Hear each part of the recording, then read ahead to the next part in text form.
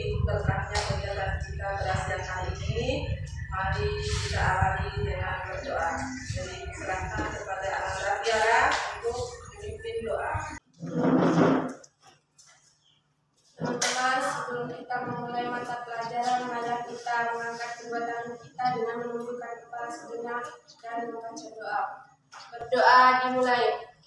A'udzu billahi minasyaitonir rajim. A'udzu billahi minasyaitonir rajim. Bismillahirrahmanirrahim. Bismillahirrahmanirrahim. Raditu billahi rabba. Raditu billahi rabba. Wa bil islami dina. Wa bil islami dina. Wa bil Muhammadin nabiyya wa rasulah. Wa bi Muhammadin nabiyya wa rasulah. Rabbi israh li sadri. Rabbi israh li sadri. Wa yassir li amri. Wa yassir li amri. Wahlul 'uqdatam min lisani yafqahu qawli. Wahlul 'uqdatam min lisani yafqahu qawli. Rabbi zidni ilman. Rabbi zidni ilman. Warzuqni fahman. Walhamdulillahi rabbil alamin. Warzuqni fahman. Walhamdulillahi rabbil alamin. Doa selesai. Ya, alhamdulillah kita sudah bersama-sama melaksanakan doa ya. Ya, Bu. Selanjutnya, bagaimana kabarnya anak-anakku? Semuanya sehat ya? Sekarang Ibu absen dulu. Ibu perhatikan semuanya hadir ya? Iya, Ananda Sutiansa kayaknya tidak hadir. Ya, Bu, tidak hadir.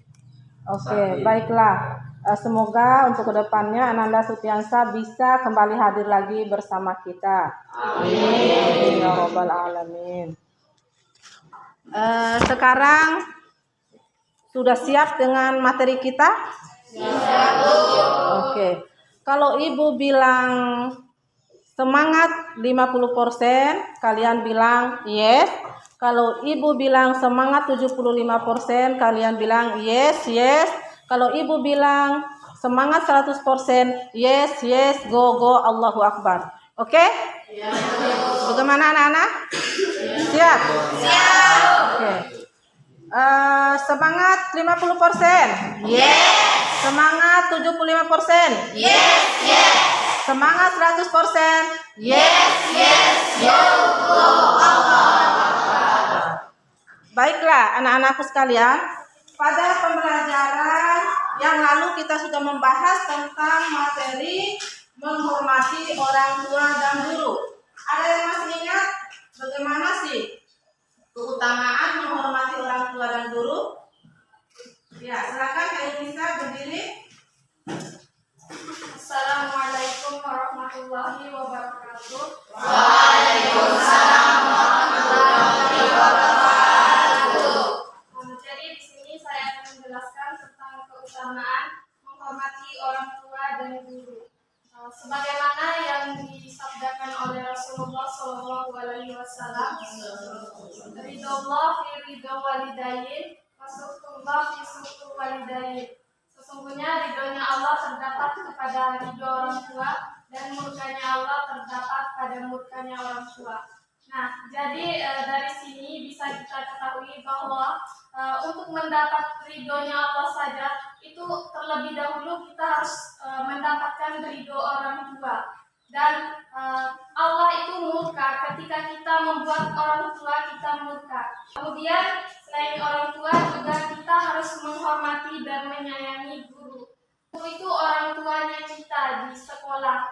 Mereka telah memberikan kita ilmu yang sangat bermanfaat bagi dunia maupun akhirat. Itu saja mungkin yang bisa saya sampaikan. Wassalamualaikum warahmatullahi wabarakatuh. Waalaikumsalam warahmatullahi wabarakatuh. Terima kasih pada Ananda Nisa. Ternyata masih ingat dengan pembelajaran yang lalu. Jadi menghormati orang tua itu manfaatnya dapat menghapus dosa-dosa yang pernah kita lakukan. Begitu pula menghormati guru. Dengan kita menghormati guru, kalian mendapatkan keberkahan ilmunya dan lebih disayang dan diperhatikan oleh guru tersebut. Oke, baiklah. Sekarang kita akan membahas tentang materi prinsip dan praktik ekonomi dalam Islam. Adapun hikmah dan manfaat dari prinsip ekonomi dalam Islam itu setelah kita mempelajari materi ini, jual beli yang melakukan kecurangan, kemudian pinjam meminjam yang melebihi, dipinjam 100 dibayar 110 atau bahkan lebih dari itu. Nah, setelah kita mengetahui ini, kalian dapat mengaplikasikan dalam kehidupan sehari-hari. Jadi ada tujuan kita dalam pembelajaran prinsip dan praktik ekonomi Islam ini. Yang pertama, tujuan pembelajaran kita yaitu yang pertama, siswa dapat menerapkan prinsip ekonomi di dalam Islam. Yang kedua yaitu bekerja sama dalam menegakkan prinsip ekonomi dalam Islam. Yang ketiga yaitu menjelaskan prinsip ekonomi. Keempat, mampu menampilkan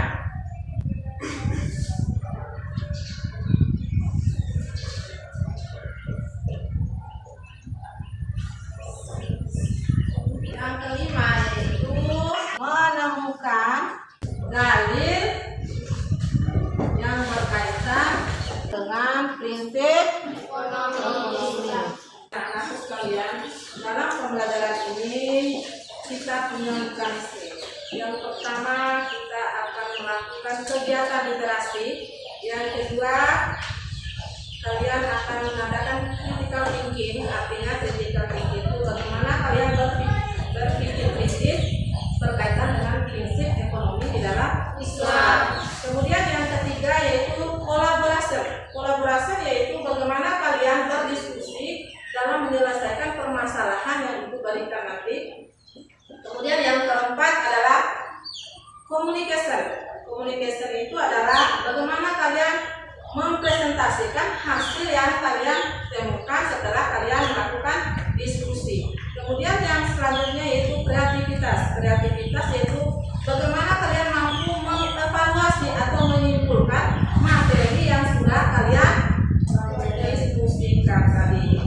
Oke, baiklah anak-anakku, sekarang coba dengarkan Quran surah Al-Mutaffifin ayat 1 sampai 6 yang akan dibacakan oleh Ananda Santi. Kepadanya dipersilakan.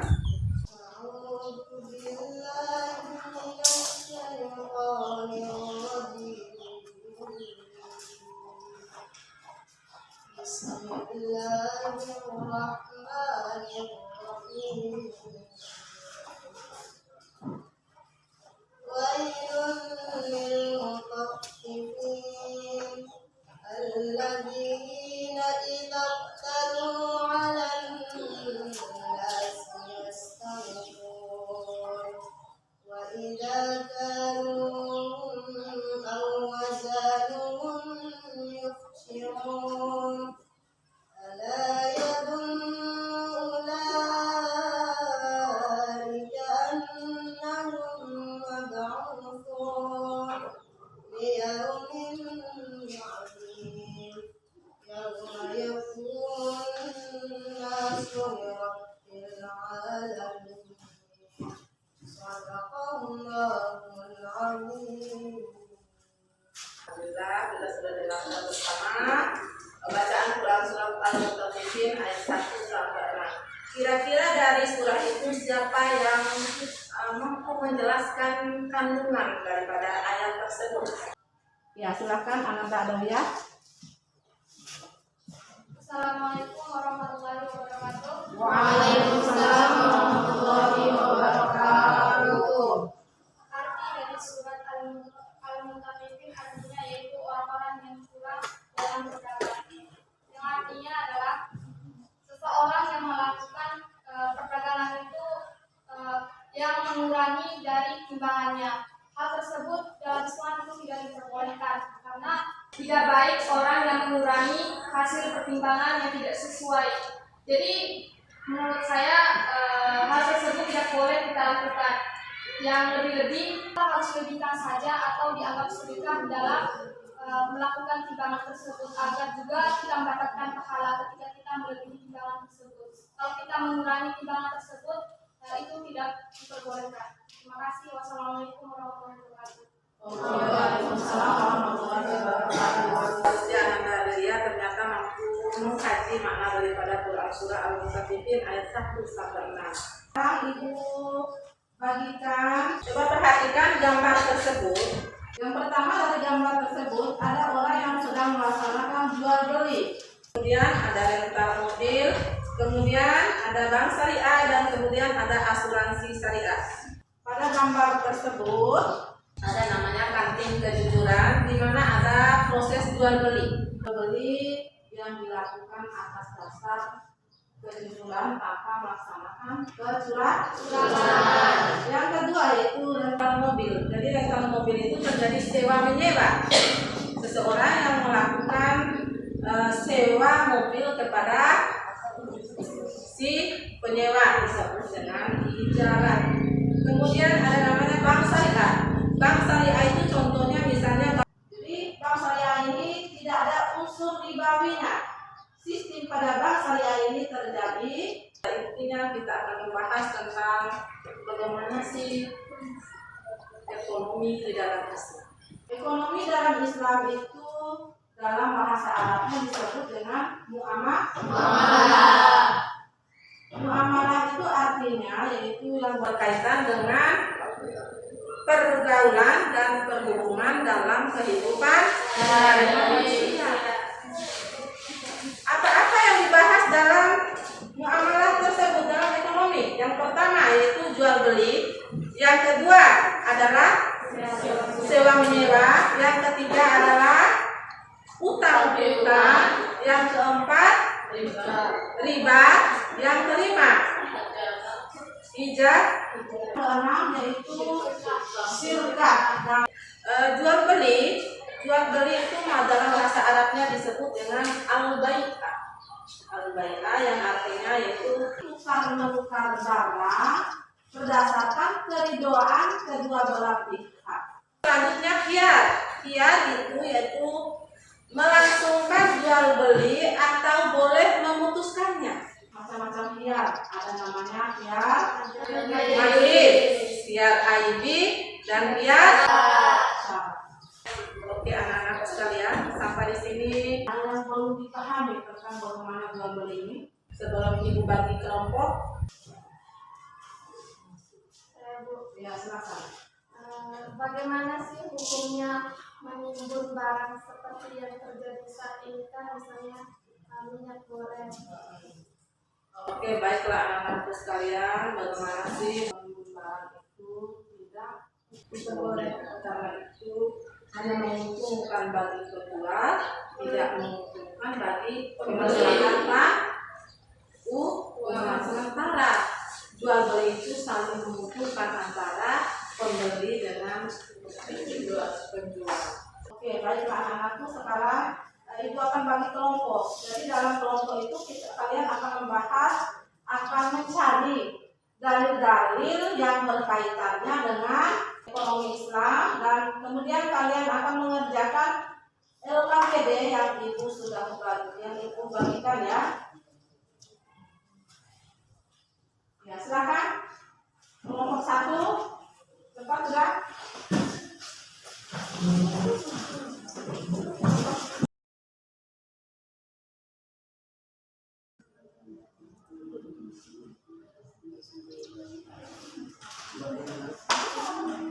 Oke, sekarang sudah selesai melakukan diskusi.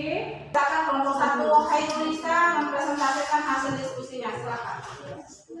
Bismillahirrahmanirrahim. Assalamualaikum warahmatullahi wabarakatuh. Waalaikumsalam warahmatullahi wabarakatuh.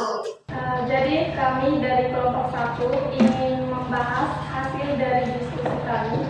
Menemukan ayat yang membahas tentang praktik ekonomi dalam Islam. Tertulis surah Al-Maidah ayat 2, dan tolong menolonglah kamu dalam mengerjakan kebajikan dan takwa, dan jangan buat dosa dan pelanggaran. Jadi maksud dari ayat ini adalah bagaimana Allah Subhanahu wa Ta'ala memerintahkan manusia agar berlaku tolong menolong. Tolong menolong ini misalnya jual beli, sewa menyewa, syirkah dan lain sebagainya. Kemudian di sini kami menemukan masalah yang sesuai dengan praktik ekonomi dalam Islam. Masalah 1, Hardianti mempunyai utang sebesar Rp 2 juta rupiah. Ketika dibayar, sebagai tanda terima kasih, saudari Hardianti memberikan tambahan sebesar Rp100.000, sehingga pengembaliannya adalah Rp2.100.000. Terima kasih. Wassalamualaikum warahmatullahi wabarakatuh.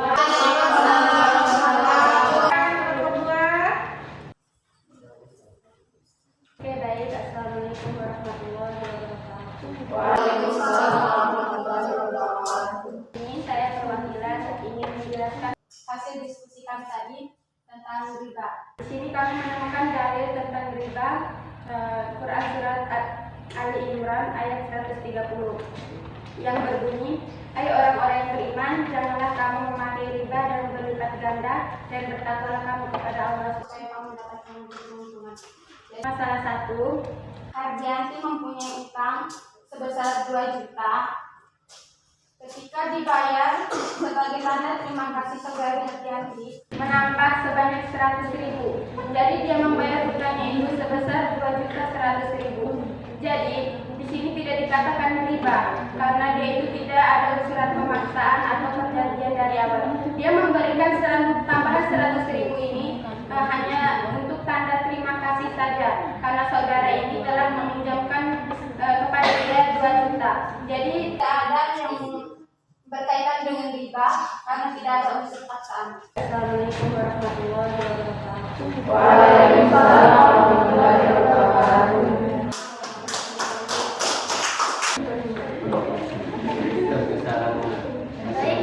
Assalamualaikum warahmatullahi wabarakatuh. Waalaikumsalam warahmatullahi wabarakatuh. Baik teman-teman, saya akan menjelaskan dalil yang berkaitan dengan prinsip ekonomi. Al-Anfal ayat 27 yang artinya, wahai orang-orang yang beriman, janganlah kamu mengkhianati Allah dan Rasul, dan juga janganlah kamu mengkhianati amanat yang dipercayakan kepada kamu, sedang kamu mengetahui. Permasalahan yang pertama, Hardianti mempunyai utang sebesar 2 juta rupiah. Ketika dibayar sebagai tanda terima kasih, saudari Hardianti memberikan tambahan sebanyak 100.000 sehingga pengembaliannya adalah 2.100.000. Baik, jadi teman-teman, apabila kita menimbang barang, kita tidak boleh menguranginya. Assalamualaikum warahmatullahi wabarakatuh. Waalaikumsalam warahmatullahi wabarakatuh.